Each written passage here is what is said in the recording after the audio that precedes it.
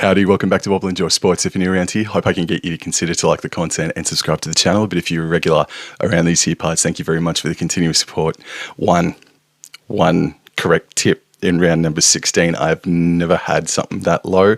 Never has there been a season like it since I've started doing it on YouTube. Let's try and predict what the hell is going to happen in round number 17.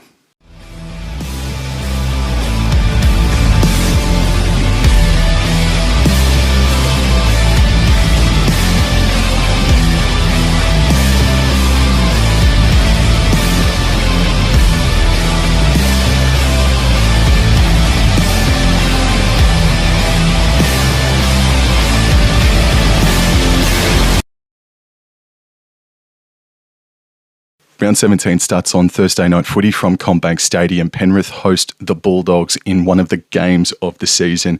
Penrith are coming into the game as outsiders, $2.18. The Bulldogs, they are $1.69 favourites. This is a huge litmus test for both of these sides. Bulldogs to prove that they are fair dinkum, if they haven't already, and then the Penrith Panthers to say, hey, we're sitting in sixth, and the five-peat, the drive for five, is still very much alive. So let's go into the team list news now, and Edwards, Jenkins and To'o are the back three. The centres are Tango and McLean in the centres, and the halves are Talangi and Nathan Cleary. Forward pack is Leota, Kenny and Lindsay Smith. Lindsay Smith was outstanding against the New Zealand Warriors, and the back row is Papali'i, Liam Martin, Isaiah Yeo. Interchange is Schneider, Henry, Patia and Garner. And then going over into the Bulldogs side, Tracy, Carraz and Montoya, they are the back three. The centres are Sherry and Steve Crichton. Burton and Sexton are the halves pairing. The forward pack is King, Marnie and Saluka Fafita. The back row is Kickow, Preston and Hayward. And the interchange reads Kurt Mann, Harry Hayes, Josh Curran and Lachlan Galvin in jersey number 17. Sam Hughes has also been named on the reserves. For the Penrith Panthers, they went to Go Media Stadium last weekend, and I've got to tell you, this is also a compliment towards the Warriors as well, but the Penrith Panthers and the Warriors played maybe the best half of footy of the year. It was an outstanding contest over there at Go Media Stadium. Meanwhile, for the Canterbury Bankstown Bulldogs, they're coming off of a bye, but they're also coming off of a win, a 24 points to 18 victory against the South Sydney Rabbitos in that lightning-affected contest. So that's just a win. You put that one in the scrapbook sort of thing, don't you? So yeah, this is the biggest game of the Bulldogs season. It's going to be one of the biggest games of the Panthers season, besides maybe the other grand final rematch that's coming in the next couple of months. But it's hard to say, man, because the young Panthers did prove that they are one not to be trifled with. They are improving since the start of the season. The Bulldogs, however, I mean, it depends if it's raining or not, hey, because the Bulldogs have proven that they can't play to their best in the wet. But I'm going to say the Bulldogs win this one here. I believe in their defense more than the Penrith Panthers, and I think they've just got a better level of attack in them. So I'm going to go the Canterbury Bankstown Bulldogs here, and I'll tell you what, I know it's a Thursday night. This game should be chock-a-block, but whatever crowd turns up, the Bulldogs are going to have the fan favouritism inside CommBank Stadium this Thursday night. I think this could be a belter. If you asked me overs or unders, I think it might be unders in this game, but I'm going to go the Bulldogs to win this game 1-12. Friday night footy now, and there are two contests. Match number one is from Four Pines Park. Manly host the West Tigers. Manly are $1.47. The West Tigers are $2.71. Manly, this is put up or shut up. The news that's been coming out is that Seabold has got these two games coming up to save his job. I think that's unfair. He took Manly to the finals last season. Just because they're in a bit of a rut at the moment doesn't mean that he should be canned halfway through the season or even at the end of this season. That's just my opinion anyway. So going into the team list news, so Hopewadi, Talau and Garrick are the back three. Tommy Turbo and Kohler are the centres. I personally like Turbo in the centre. The halves are Brooks and DCE. Lodge starts. Jazz Tavanga and Takeaho are the starting front row. Waddell and the other two Trebojevic boys round out the back row. The interchange is Simpkin, Bullymore, Nathan Brown, and Tofafoa Sipley. And Jason Saab has been dropped to the reserves. Olakawatu is out as well for at least 5 weeks, I think, due to a dislocated shoulder. So there's a couple of things that I like about that team list for Manly. There's a couple of things that get me a little bit nervous because this West Tigers side, it looks like that there's still a little bit of remnants of the drama from the Lachlan Galvin drama earlier this season, but it looks like they're just starting to peek out of the darkness here especially in that game against the Canberra Raiders. So going into the team list for the Tigers, Heath Mason is at fullback. Unfortunately, Jareen Buller did his hamstring against the Canberra Raiders, and the other back two in the back three is Taruva and Terrell Skelton. The centres, Duahi and Toa, Jerome Luai and Latu Fainu are the starting halves. Now, Luai has been shifted into 5'8". Latu Fainu is in the halfback role. Latu Fainu, man, I think the hype is becoming more real every single time I see this kid play. He is sharp as attack. 100%. I love the work that Latu Fainu has done in 2025. The forward pack, Terrell May, Coruscant and Pole. The back row, Samuel Afinu, Jack Bird and Alex Twal. The interchange reads Talon De Silva, Seyfarth, Sione Fainu and Tony Sukar. And that's just about it there. So I give the Tigers an enormous chance against Manly. The Sea Eagles have lost to the Gold Coast. They've lost to the Newcastle Knights now. They're down Olakawatu. Turbo's back and Hopewadi's back at fullback. But they're going to miss Olakawatu there. Like Corey Waddell has worked his ass off, but I just don't know what kind of attack, what kind of dimension in attack the Manly Sea Eagles can go at with the West Tigers, who have got Fainu, Bird and Alex Twal as their back row. I think the Tigers coming into the game with a better back row and possibly an even better forward pack here. Though the interchange bench is Bullymore, Brown and Sipley for the Sea Eagles. The interchange here for the Tigers probably on the lesser side just due to experience. And then the back row, or the back line I should say, is pretty much dead even. I think this could be a thrilling contest. There's a lot of me that really wants to tip the West Tigers in this game. I just think the Sea Eagles are sort of due a victory after a very torrid month or so. The Sea Eagles are coming off of a bye. It's getting pretty intense out there at Manly.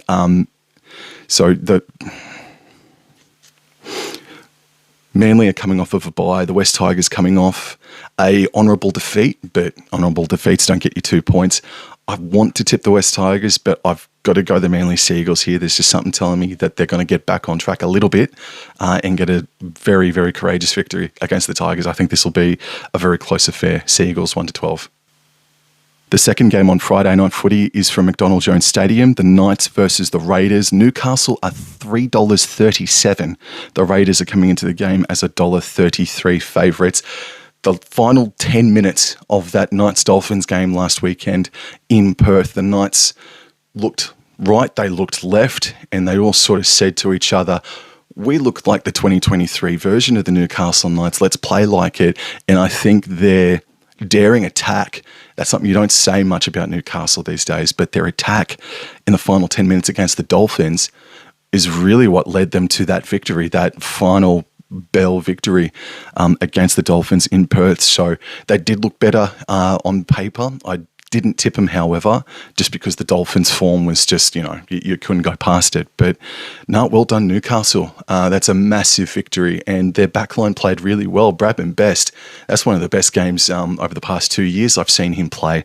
But let's go through the team list now. So the Newcastle Knights, they welcomed Jackson Hastings into 5'8". Jack Cogger is at halfback. Did Hastings play last weekend? I can't remember. But Hastings and Cogger are the halves pairing. They welcome back Jacob Saifidi. That's a massive inclusion for them. They've been doing things with a second, even third string starting front row duos. So to have Jacob Saifidi back is massive. Jaden Brayley and Tyson Frizzell finish the front row. The back row is Lucas, Kaipis, Paul and Crossland. The interchange is Jones, Cant, McEwen and Matt Croker. Greg Marzu has been named in the reserves as well for the Canberra Raiders now. They are 1 through to 7 after last weekend's victory at Campbelltown. The forward pack is, well, Simi Sisangi starts. Hudson Young has been put on ice. So Hudson Young, I think he did a pelvic bone, a cork or a bruising on his pelvic bone, and so he will be out for this game. Simi Sisangi starts. Zach Hosking and Big Red round out the back row. The interchange reads Paddy, Noah Martin, Morgan Smithies, and Atta Mariotta. It will be interesting to see how the Raiders go without Hudson Young, who has been prolific in attack, who has been responsible for half of their tries this season, possibly a little bit more.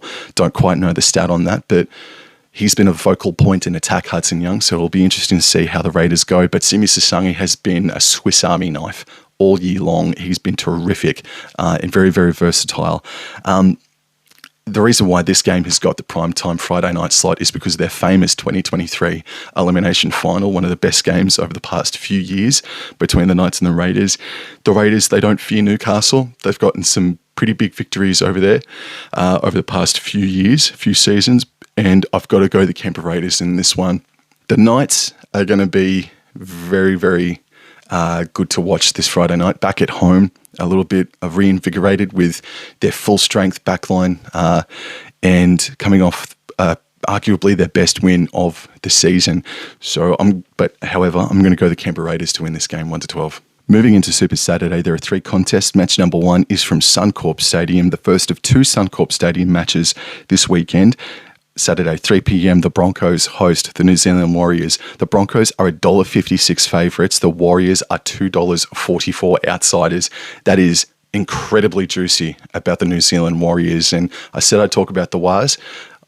The Warriors last weekend against Penrith were involved in arguably the best game, or at least the best first half of footy seen in 2025. I thought it was an outstanding contest, and it's just that Marata Niukure, Dallin Watene-Zelezniak and Luke Metcalf for them. Throughout that entire contest, they got taken off, and so that's where the Panthers win came inevitably in that final 10 minutes. The Wars just lost steam, they lost punch, and that's where they dropped the 2 points. So you don't ever want to give excuses. They won't be making excuses, but there are a couple of excuses there for the Wars, and I don't think that's a loss that should ring alarm bells, but it's still not nice to drop 2 points to a half-strength Penrith Panthers team for sure. So going into the team list news now, the Broncos here, they are the same as last weekend. They're 1-7. The forward pack is still the same, 8 through to 13, and the interchange for them reads Walters, Hetherington, Willison, and Jack Gajewski. Selwyn Cobbo has again been named on the reserves here for the Broncos. Now for the Warriors, what's going on here? So CNK, Kossi and RTS, that's the back 3. Dallin Watene-Zelezniak out for I think maybe 6 to 8 weeks, not with an Achilles. No, but he's going to be out for at least a month. The centres are Pompey and Rocco Berry. Chanel Harris-Tafita and Luke Metcalf has been named, so he corked his quad or something like that, did Luke Metcalf. So they were confident that he'd back up, and there he is. He's been named at halfback. The forward pack is Fisher, Harris, Egan, and Niukure. Well, I thought he was Category 1 last weekend. He didn't friggin' return. Okay, they're maybe hoping for a special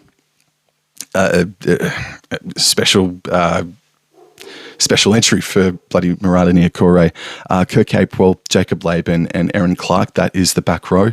Interchange is Tamari Martin, Jackson Ford, Vay Malga, and Lika Halasima, with Bunty Afoa and Tane Tuapiki on the reserves. Got to say, I know Kossi is the bigger frame, but I thought maybe this would be a great chance for Tane Tuapiki to come back into the Warriors 1-17. Maybe there's defensive issues there. For the Brisbane Broncos, they came back and defeated the Cronulla Sutherland Sharks in an epic encounter.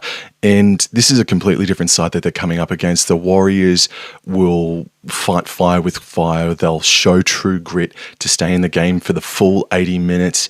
We'll get on the Sharks later, but the Broncos, They still got points in them. I'm sure they can still get around the wires, but it's not going to be easy.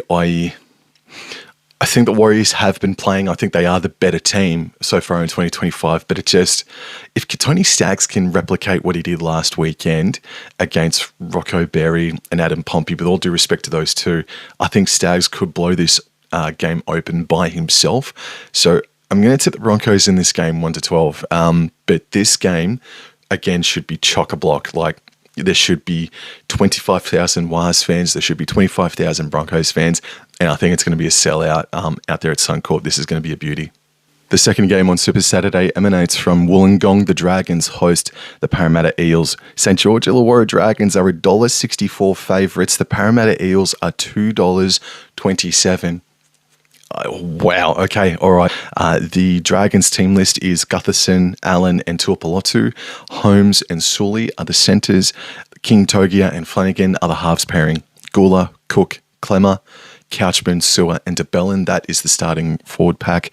Little, Stewart, Viliami Fafita in jersey number 16 and Luciano Leilua in jersey number 17. The likes of Nathan Lawson, Lachlan Ilias, Pacifici Tonga as well find themselves on the reserves. I think that's a little bit hard done by all four Pacifici Tonga.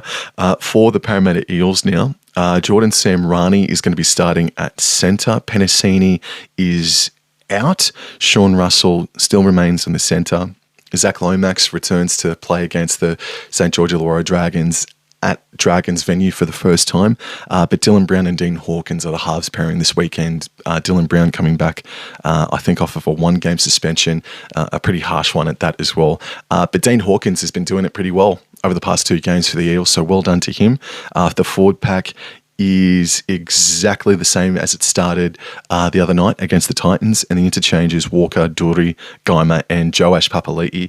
Yeah, his form is hard to leave out at the moment, Joash Papali, because I thought he was pretty strong as well in at 5'8", partnering Dean Hawkins. There's no doubt that the Dragons, they've been sitting on that loss. They've been sitting on this bye for the past 2 weeks, and they'll come out guns blazing. Parramatta, though, they really are a plucky team, aren't they? They're becoming tough, a tougher team, and that's not, like, with all due respect, like, they're always known to be an offloading, flashy, attacking team, and they're a pretty tough opposition these days, or what Jason Rolls is trying to instill into them. The last time these two sides met was in about round 5 this year, round 4 maybe, and it was a golden point victory to the Parramatta Eels off of the boot of Zach Lomax. It was a really entertaining game of footy. I think we're going to get something very similar to that as well. It's sort of like it may not technically be the case, but it just feels like that the Dragons are a little bit more gruff, a little bit more, have more veteran-like and more experienced qualities to them than the Parramatta Eels. It's sort of like the young bull versus the old bull in terms of player age and all that. I mean, Clinton Gutherson as well. Clint Gutherson playing up against the Parramatta Eels as well for the second time. So hard to say. This is actually really hard to tip. I think the Eels don't have a bad record at Wollongong, and this is maybe the first time since 2021 that they've played down at the Gong, maybe later than that, maybe 2019. I reckon Parramatta Eels at $2.20 odd, or $2.10. That's some value on Parramatta, man. They're playing some good footy. They're playing some good, tough footy. Dylan Brown back. If the Dragons can somehow limit the offloads that the Parramatta Eels make, I think they can out-tough them. If they can keep the Eels to like 16 points, I think they're good enough to score 16 of their own, the Dragons. I'm actually going to go to the St. George Illawarra Dragons on this one. They're going to come off the bye and come out guns blazing. So Dragons 1-12, but not with a whole lot of confidence. And the main event on Super Saturday from Suncorp Stadium for the second time on that day, it's the Dolphins versus the South Sydney Rabbitos. We've got the Dolphins sitting at $1.55. The Rabbitos are $2.47 as well. Man, I don't know what to say about the Dolphins, eh? They just looked flat last weekend against the Newcastle Knights in Perth. Maybe that travel was just sort of the straw that broke the camel's back. Take nothing away from the Newcastle Knights. They played solidly. They played really good at times.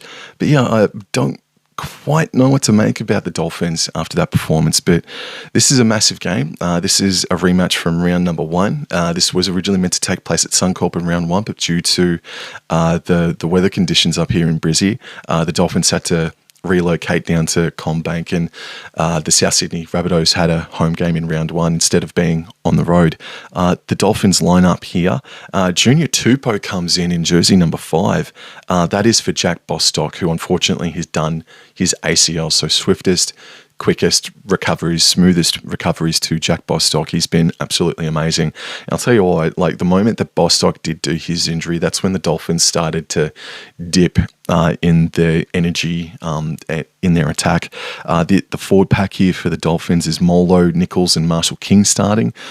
Finafuiaki, Keeley and Donahue round out the back row, and then Harrison Graham, Lemuelu, Ray Stone and Josh Kerr. That is the interchange. For the South Sydney Rabbitohs here, Campbell Graham, Jack Whiteman partner each other in the centres. Walker, Jamie Humphreys partner each other in the halves. The forward pack is Kepi, Kolomatangi and Havili. Aiken, Duncan and Jai Arrow round out the back row. Mamazoulis also returns, Hubner, Mawali and Tavita Totola as well, with the likes of an Isaiah Tass and Jaden Sullivan missing out for the South Sydney Rabbitohs. Oh, they got some pieces coming back, South Sydney. A couple more, Peter Mamazoulis and Cody Walker as well. I thought he was going to miss a little bit more time than that, but I didn't think I would be, but I think I'm going to go South Sydney Rabbitohs here. But then again, the Dolphins, they'll be wanting to atone for that lost to them in round number 1, and they should have actually beaten South Sydney as well in that game.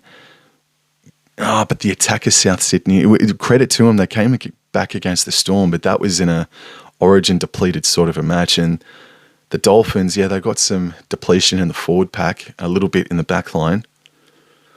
I'm going to go out on a limb. South Sydney, I think they can go up. I think the forward pack is better for the Dolphins, but the forward pack for the South Sydney Rabbitohs, especially if Kolomatangi can play like he has been for the past month or so, they could do it. Jeremy Marshall King looks like he might be key in the battle of the hookers. Marshall King versus Havili. No disrespect to Havili, who is a very tough, reliable player, but if Marshall King can get his running game going, that will definitely aid the Dolphins at Suncorp. Rabbitohs don't have a bad record at Suncorp in recent times as well, so I'm going to go South Sydney Rabbitohs to win this game 1-12. The Sunday games, match number 1 is from Amy Park, the Melbourne Storm versus the Cronulla Sutherland Sharks.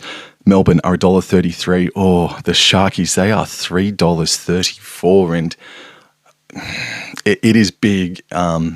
I can't say that I don't blame them, but I think that's a little bit too big on the Sharkies there. But yeah, what's going on at the Sharkies? They're just not the team that I grew up trying to connect with, trying to understand. They're not that team anymore, and I think the Rugby League Outlaws would say as such. They're not that defensive black and blue team. They're more so focused on outscoring you these days. They're just not that defensive, capable, gritty team that was back in the 2008s or even the 2016s as well. They've got a complete different philosophy these days to the Cronulla Sharks. So too do the Melbourne Storm, and they're sitting in 4th position, and I tipped them to be 4th at the start of the year, and they're looking like that team at the moment, but maybe the Warriors might trip a little bit. Actually, I think the Storm might be 2nd actually after that win against South Sydney. But again, I reiterate, I'll say it again, Melbourne Storm, they're looking beatable at the moment. So for the Melbourne Storm, Pappenhausen, Falongo and Coates, Anderson and Meaney, and then the normal halves. The forward pack is pretty much the same. So too is the interchange for the Melbourne Storm. For the Cronulla Sutherland Sharks, it's Ramian and Talakai in the centres. No real changes anywhere across the paddock. And the interchanges Atkinson, Colquhoun, Rudolph, and Hamlin Uele. So Hohepapuru debuted last weekend and then gets dropped the week after. And Chris Valia is also there as well. So it's Jack Howarth that is out, and therefore Grant Anderson, I think, moves into centre, and then Farlongo out to the wing. Sharks and Storm, they put on a cracker about 5 weeks ago. Sharks winning just. I think now that they're down in Melbourne, I think the Melbourne Storm are well and truly going to give the Sharks a reality check. Like, yes, the Sharks have lost to the Tigers. They've lost to the Broncos now after leading by 16 points or what have you. They sort of scraped by the Dragons to a degree as well. Oh, yeah, that's the other game that they played. But, yeah, I'm going to say the Melbourne Storm win this game 1-12. I'll give a little bit of grace to the Cronulla Sharks, but yeah, I'm going to tip the Melbourne Storm to win this game 1-12. And the final game of round number 17 is from Cbus Super Stadium on the Gold Coast. It is the Gold Coast Titans hosting the North Queensland Cowboys. The home side are $2.27. The Cowboys are $1.64. AJ Brimson is at fullback. AKP, Alan Fitzgibbon. Other wingers, Jojo Fafita, Sammy, Foran, and Weaver. They are the halves pairing. Jaden Campbell copped a Category 1 concussion last weekend, so therefore he is out of this contest. The forward pack is Jolliffe, Verrills, Gillard, Randall, Fermor, and Big Tino starts in at lock. And we've got Alaquinki, Fodawaker, Haas, and Isaac Fa'asuamala-Aui. David Fafita over the past 48 or so hours has also, it's been revealed that he's re-niggled an injury. So he is not even named on the reserves here. Brian Kelly is in jersey number 22 as well. But yeah, David Fafita, another miss there for the Gold Coast Titans. And now for the North Queensland Cowboys, Scott Drinkwater, Robert Derby, Murray Taulagi, that is the back three. Jackson Purdue has been shifted back into the centres with Zach Labart partnering him. The halves is now Tom Dearden and a returning big red dog, Jake Clifford. The forward pack is McLean, Robson and McIntyre. Bateman, Nene and Ruben Cotter. That is the back row. Interchange is Edwards, McKaylee, Griffin Neem and Cohen Hess. Great to see Tom McKaylee at least named for now. And looking into the reserves, Tom Duffy has been named in a jersey number 18. For the Gold Coast Titans the other night against the Parramatta Eels, it's very much a scoreline that we all expect from the Titans. 36 points to 20. They lost. They were able to score 20 points. They got the attack. We know they've got the attack, but they just let this, I don't want to say second string Parramatta side get to them, but a lesser team, a less full strength team got over the top of them and scored 36 points of their own. So it's just a normal scoreline there for the Gold Coast Titans. What is becoming a normal scoreline for the North Queensland Cowboys eventuated again.